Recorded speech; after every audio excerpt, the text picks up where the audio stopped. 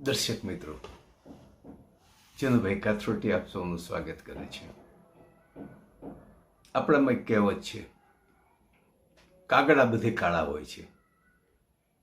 અને આ કહેવતના સંદર્ભમાં એક નવી કહેવત કહું છું.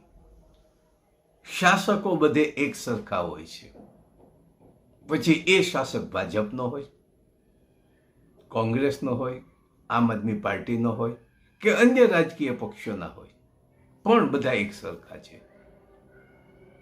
તાજેતરમાં એટલે કે 30/12/25 એક દિવસ પહેલાના ગુજરાત સમાચારમાં પંજાબના લઠ્ઠા કાંડનું એક અહેવાલ આવ્યો. બહુ વિગતવાર અહેવાલ આવ્યો છે.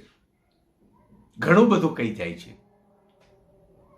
પંજાબમાં દારૂબંધી નથી, દારૂની છૂટ છે, છૂટથી વેચાણ થાય છે, પણ દેશી અને ઝેરી દારૂના બનાવવાના અને વેચાણ ઉપર પ્રતિબંધ છે, જેને આપણે લઠ્ઠો પણ કહીએ છીએ. આ લઠ્ઠો પીવાથી પંજાબમાં 100થી વધુ માણસોના મૃત્યુ થયા અને એ મૃત્યુથી પંજાબમાં અરેરાટી ફેલાણી. આ સિવાયના બીજા જિલ્લામાં મૃત્યુ થયા છે, પણ હજી બહાર પાડ્યા નથી. પંજાબ સરકારે તરત જ અદાલતી તપાસનો હુકમ આપી દીધો, જે બધા જ મુખ્યમંત્રીઓ કરે છે, ઇવન કેન્દ્રના વડાપ્રધાન પણ કરે છે. અદાલતી તપાસનો હુકમ આપી દીધો અને દરેક પરિવારને 2 લાખ રૂપિયા મુહાવરો આપ્યો. ત્યારે એક પ્રશ્ન ઉભો કર્યો એક છાપાએ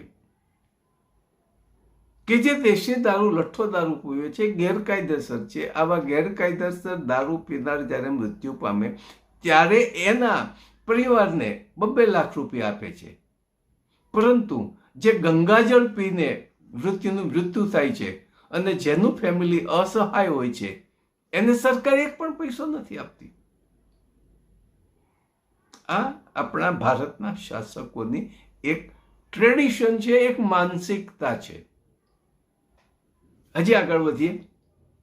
છાપાવાળા ઘણું બધું લખે છે, આપણે ટૂંકસાર લઈએ કે પંજાબના મુખ્યમંત્રીનો, એટલે કે ત્યાં આમ આદમી પાર્ટીની સરકાર છે અને સતત ને સતત કેજરીવાલના માર્ગદર્શન નીચે ચાલે છે, તો એના મુખ્યમંત્રીનો પંજાબ સરકારના વહીવટી તંત્ર ઉપર કોઈ કાબુ નથી, કોઈ કમાન્ડ નથી. કલેક્ટરો એનું માનતા નથી, મહેસૂલી વિભાગ એનું માનતા નથી.